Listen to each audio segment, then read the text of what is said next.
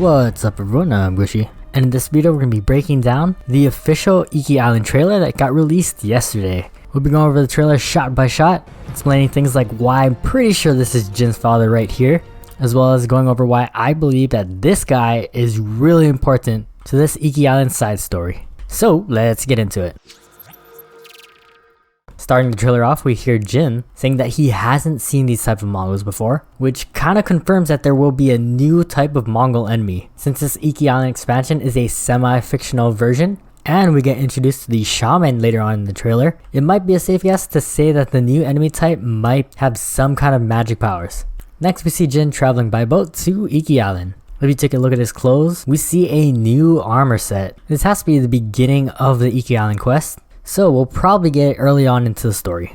Thunder strikes and the boat crashes onto a beach, which does look like an area shown in the previous trailer, where we see Jin swinging from a couple of crashed ships. Jin then gets captured by a couple of Mongols, but the major difference between these Mongols is that they are colored purple. If you watch my video breaking down each Mongol type, you know that there's different tiers of Mongols depending on what color their clothes are. Red Mongols are most likely found in the first part of the map, blue and yellow Mongols were found in the second part of the map, and then yellow and green Mongols were found in the third part of the map. These different tiers of Mongols attack faster during standoffs and do more damage in standard combat. If we compare this to Legends, all the high level Oni characters were also depicted in purple, so I wouldn't be surprised if these Mongols had the same crazy amount of health and unique attack patterns. As Jin gets dragged to the Mongol camp, we see the eagle symbol on the doors of the hut, and then in the next shot, we see Jin restrained with again symbols for the eagle. Then we finally get a face reveal for this big baddie. The eagle then offers Jin a drink, and then cuts back to Yuna, who might be joining you on this IKI Island adventure, explaining that people lost their minds from the eagle. So this drink that Jin's been offered by the shaman might be some psychedelic or something that makes Jin hallucinate. Because in the next shot we see someone with the Sakai clan armor on. And so going off what the eagle said about purging the guilt and reading the PlayStation blog post saying that Jin will be forced to face old fears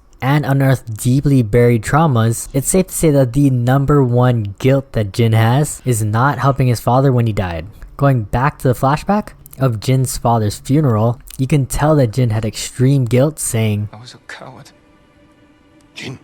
Next we get a look at another new character, and Jin in the same armor set as before but in a different color. This means that there'll be armor dyes to the IKI Island armor sets so that you could change their color. The next shot is pretty quick, but we do see this ally right over here with Jin in a samurai clad armor and a bunch of other bandit looking allies. So I think this new character is actually the leader of these bandits that end up helping Jin take down the eagle. Next we see a close up of this guy's face, and this is where I have the crazy theory. So going back to the scene where Jin's father gets killed, we kind of see the guy's face and it does look very similar to this new ally that we see. In the PlayStation blog post, it does say that personal stories are stories about real people struggling to let go of old hatreds and survive in times of war. So my theory is that this ally actually killed Jin's father. The eagle is then going to use her shaman powers to bring back this guilt and this hatred for this new guy, forcing Jin to face his past. And yeah, that makes a lot of sense, right? I don't know, what do you guys think? Let me know in the comment section down below. Alright, moving on to the next shot. We see another new character who I actually don't know who this is, but going off what they're wearing, I thought they might be related to the eagle somehow, because on her armor plate on her chest, there's another bird symbol, not the eagles, but very similar. However, because she's wearing a samurai armor, and samurai aren't present in IKI Island, this might be another character from Jin's past. Moving on to Jin now, we see Jin in another new armor set.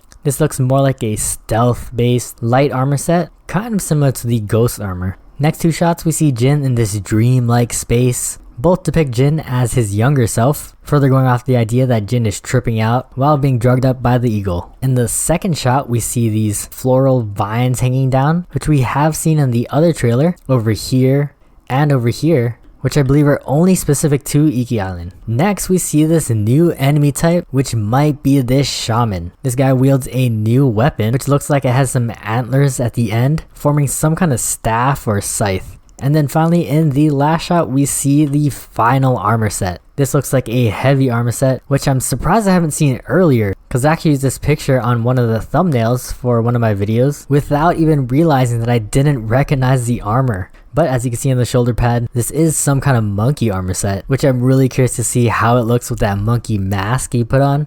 And when we get a look at the backside, he has a green cape. Besides the helmet, I think I like this armor set the best. Now that's the end of the trailer, but we also did get a tweet out from Sucker Punch showing that you could pet other types of animals besides the fox, with them being deer and kittens. So comparing this trailer's information to the leak that we got last week, the animals seem pretty accurate. And these 3 armor sets could be these light, medium, and heavy armor sets that they described. The last thing I want to talk about is any Legends updates. Of course, this trailer is only for single player, but I wanted to remind everyone that all the additional combat changes will definitely carry over to Legends. If this new Shaman enemy type is real, it will definitely carry over to Legends. And with a whole nother map to explore, we might also find these Mongol camps transitioned into Legend maps. And with that, that's everything I found out within this new trailer that got dropped. Going off the trend of how many trailers that Sucker Punch releases, we should expect at least one more before the launch. So if you like these breakdown videos and like staying up to date to all Ghost of Tsushima news and awesome content, please consider subscribing, as it really helps the channel out and lets me know that you guys are enjoying the content. As always, thank you guys for watching. Hope to catch you next one, and GG.